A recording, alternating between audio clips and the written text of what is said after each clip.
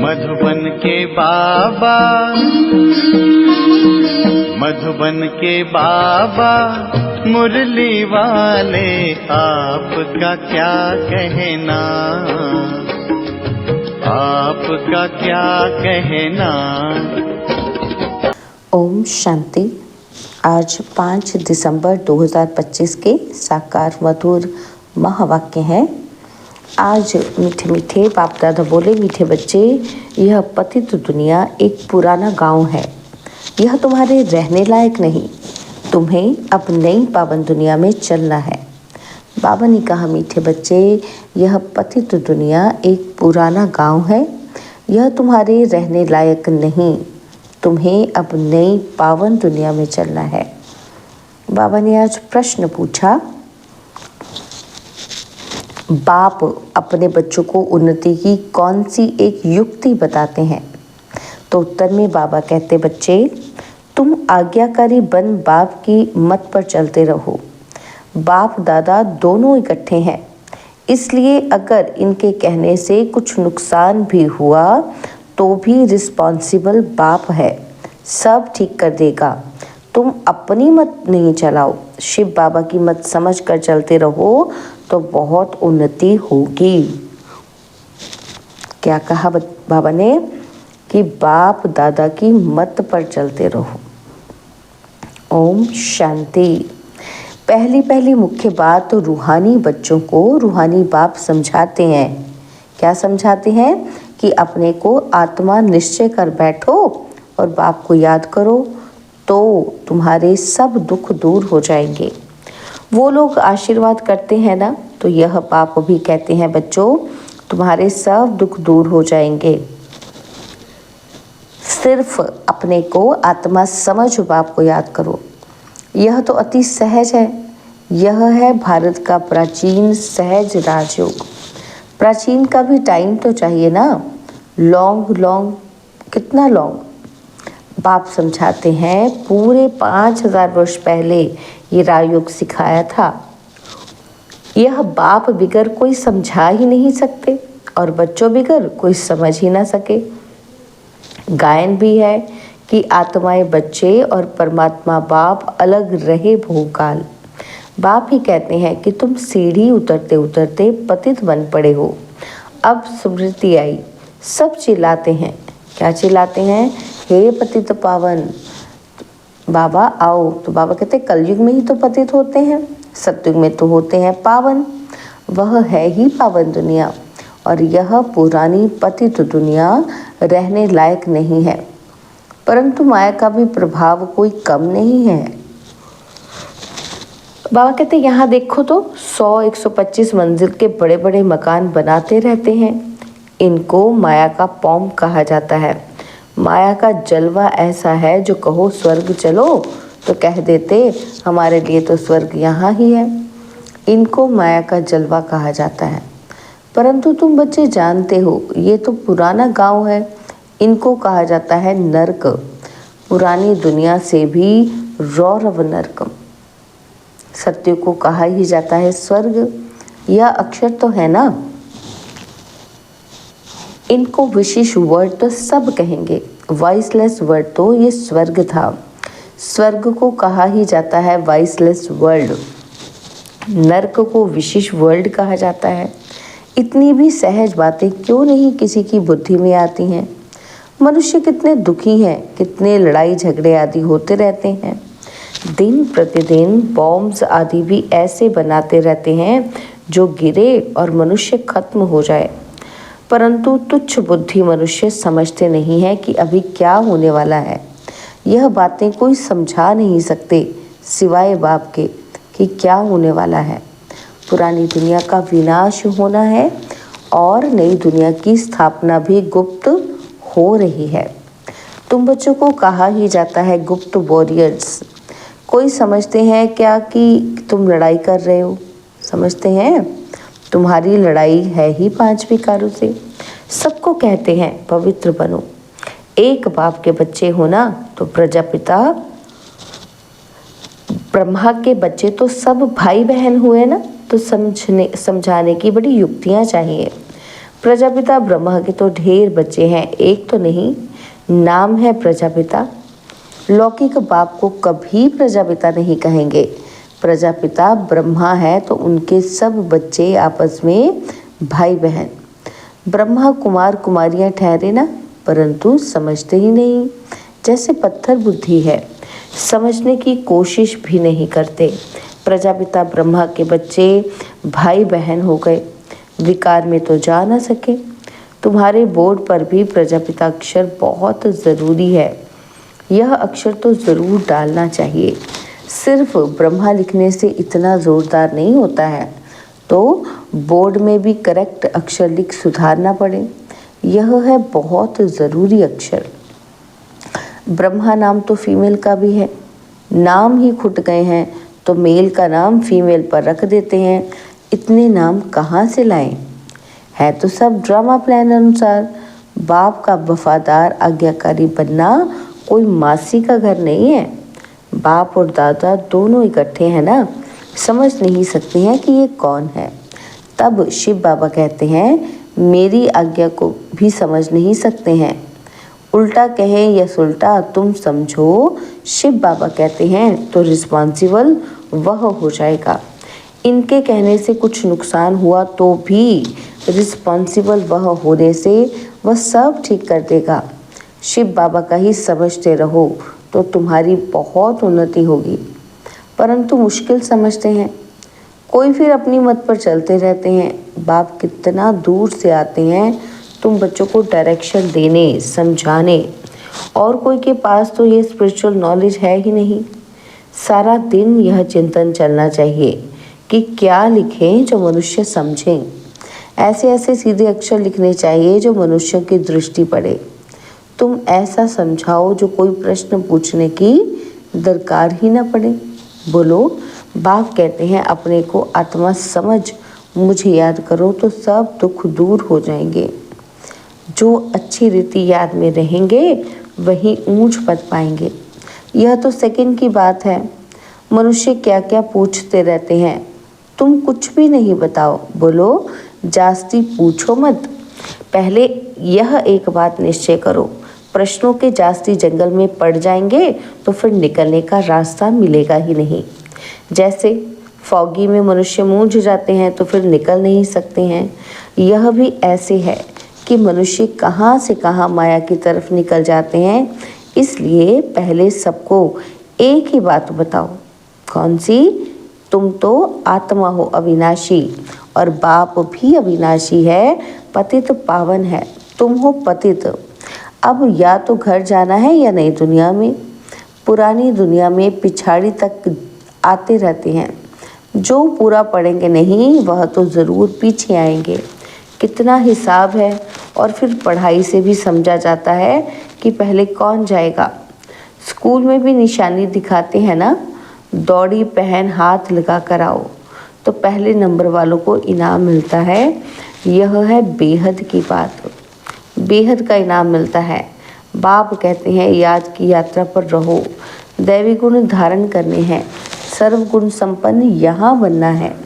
इसलिए बाबा कहते हैं चार्ट रखो, याद की यात्रा का भी चार्ट रखो, तब पता पड़ेगा कि हम फायदे में हैं या घाटे में। परंतु बच्चे रखते नहीं हैं। बाबा कहते हैं लेकिन बच्चे करते नहीं, बहुत थोड़े करते हैं। इसलिए माला भी कितनी थोड़ों की है। 8 बड़ी स्कॉलरशिप लेंगे, फिर 108 प्लस में रहते हैं ना, तो प्लस में कौन जाएंगे? बादशाह और रानी। बहुत ज़रा सा फर्क रहता है। तो बाप कहते हैं पहले अपने को आत्मा समझो और बाप को याद करो। यही है याद की यात्रा। बस यही बाप का मैसेज देना है। तिक तिक करने की दरकार नहीं। मन मना भव, देह के सब संबंध छोड़ पुरानी दुनिया में सबका बुद्धि से त्याग करना है, क्योंकि अब वापस जाना है, अशरीरी बनना है। यहाँ बाबा याद दिलाते हैं और फिर सारे दिन में बिल्कुल याद भी नहीं करते, श्रीमत पर नहीं चलते हैं, बुद्धि में बैठता नहीं है। बाप कहते हैं नई दुनिया में जाना है तो तमो प्रधान से सतो प्रधान बनना है। बाबा ने हमको राज्य भाग्य दिया और हमने फिर ऐसे गवाया 84 जन्म लिए, लाखों वर्षों की तो बात ही नहीं। बहुत बच्चे अल्फ को ना जानने के कारण फिर बहुत प्रश्न पूछते रहते हैं। बाप कहते हैं पहले मामेकम याद करो तो पाप कट जाएं और दैवी गुण धारण करो तो देवता बन जाएंगे, और कुछ पूछने की दरकार ही नहीं। अल्फ ना समझ बेते तिक तिक करेंगे। तो बाबा कहते तिक तिक करने से खुद भी फिर मूंझ जाते हैं, फिर तंग हो पड़ते हैं। अल्फ समझ में नहीं आया तो फिर बे भी नहीं समझ आएगी, है ना। तो इसलिए बाबा कहते हैं फिर वो तिक तिक करते हैं, खुद मूंझ जाते हैं और तंग हो पड़ते हैं। बाप कहते हैं कि पहले अल्फ को जानने से सब कुछ जान जाएंगे, मेरे द्वारा मेरे को जानने से तुम सब कुछ जान जाएंगे, बाकी जानने का फिर कुछ रहेगा ही नहीं। इसलिए 7 रोज़ रखे जाते हैं। 7 रोज़ में बहुत समझ सकते हैं, परंतु नंबरवार समझने वाले होते हैं। कोई तो कुछ भी समझते ही नहीं। वह क्या राजा रानी बनेंगे, एक के ऊपर रजाई करेंगे क्या। हर एक को अपनी प्रजा बनानी है। टाइम बहुत वेस्ट करते हैं। बाप तो कहते हैं बेचारे हैं, भल कितने भी बड़े बड़े मर्तबे वाले हैं, परंतु बाप जानते हैं ये तो सब कुछ मिट्टी में मिल जाना है, बाकी थोड़ा समय है। विनाश काले विपरीत बुद्धि वालों का तो विनाश होना है। हम आत्माओं की प्रीत बुद्धि कितनी है वह तो समझ सकते हैं। कोई कहते हैं 1-2 घंटे याद रहती है, तो क्या लौकिक बाप से तुम 1-2 घंटा प्रीत रखते हो? सारा दिन बाबा बाबा करते रहते हो, और यहाँ भल बाबा बाबा कहते हैं, परंतु हड्डी प्रीत थोड़ी है। बार बार कहते हैं शिव बाबा को याद करते रहो। सच सच याद करना है, चालाकी चल न सके। बहुत हैं जो कहते हैं कि हम तो शिव बाबा को बहुत याद करते हैं, फिर वह तो उड़ने लग पड़े। बाबा बस हम तो जाते हैं सर्विस पर बहुतों का कल्याण करने। जितना बहुतों को पैगाम देंगे उतना याद में रहेंगे। बहुत बच्चियां कहती हैं कि बंधन है। अरे बंधन तो सारी दुनिया को है। बंधन को युक्ति से काटना है। युक्तियां बहुत हैं। समझो कल मर पड़ते हैं, फिर बच्चे कौन संभालेंगे? ज़रूर कोई ना कोई संभालने वाले निकल पड़ेंगे। अज्ञान काल में तो दूसरी शादी कर लेते हैं, और इस समय तो शादी भी मुसीबत है। किसी को थोड़ा पैसा देकर बोलो बच्चों को संभालो। तुम्हारा यह मरजीवा जन्म है ना, तो जीते जी मर गए, फिर कौन संभालेगा पीछे? तो ज़रूर नर्स रखनी पड़े। पैसे से क्या नहीं हो सकता है। बंधन मुक्त ज़रूर बनना है। सर्विस के शौक वाले आप ही भागेंगे, दुनिया से मर गए ना। यहाँ तो बाप कहते हैं मित्र संबंधियों आदि का भी उद्धार करो। सबको पैगाम देना है मन मना भव का, तो तमो प्रधान से सतो प्रधान बन जाएं। यह बाप ही कहते हैं, और तो ऊपर से आते हैं, उनकी प्रजा भी उनके पिछाड़ी आती रहेगी। जैसे क्राइस्ट सबको नीचे ले जाते हैं, नीचे पाठ बजाते बजाते जब अशांत होते हैं तो कहते हैं हमको शांति चाहिए। बैठे तो थे शांति में, फिर प्रिसेप्टर पिछाड़ी आना पड़ता है। फिर कहते हैं हे पतित पावन आओ, कैसा खेल बना हुआ है। वह अंत में आकर लक्ष्य लेंगे। बाबा ने साक्षात्कार किया हुआ है। मन मना भव का लक्ष्य आकर लेंगे। अभी तुम बैगर टू प्रिंस बनते हो। इस समय के जो साहूकार हैं वो बैगर बनेंगे, वंडर है। इस खेल को ज़रा भी कोई नहीं जानते हैं। सारी राजधानी स्थापन हो रही है। कोई तो गरीब भी बनेंगे ना, तो ये बड़ी दूरंदेश बुद्धि से समझने की बातें हैं। पिछाड़ी में सब साक्षात्कार होगा कि हम कैसे ट्रांसफ़र होते हैं। तुम पढ़ते हो नई दुनिया के लिए, अभी हो संगम पर। पढ़कर पास करेंगे तो दैविक कुल में जाएंगे, अभी ब्राह्मण कुल में हैं। यह बातें कोई समझ न सके। भगवान पढ़ाते हैं, ज़रा भी किसी की बुद्धि में नहीं बैठता। निराकार भगवान ज़रूर आएगा ना, तो यह ड्रामा बड़ा वंडरफुल बना हुआ है, उसको तुम जानते हो और पाठ बजा रहे हो। त्रिमूर्ति के चित्र पर भी समझाना पड़े, ब्रह्मा द्वारा स्थापना, विनाश तो ऑटोमेटिकली होना ही है, सिर्फ नाम रख दिया है, यह भी ड्रामा बना हुआ है। मुख्य बात है अपने को आत्मा समझ, बाप को याद करो तो जंग उतर जाए।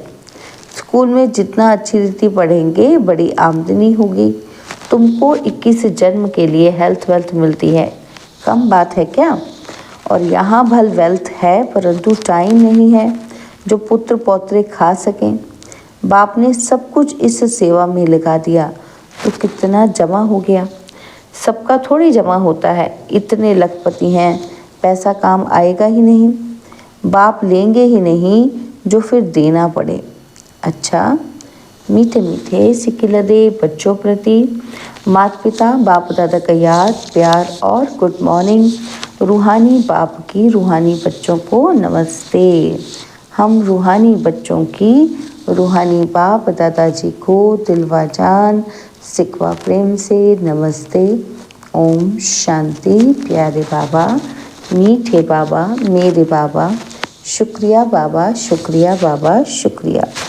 धारणा के लिए मुख्य सार है, पहला पॉइंट है बंधन काटने की युक्ति रचनी है, जिगरी बाप से प्रीत रखनी है, बाप का सबको पैगाम दे, सबका कल्याण करना है।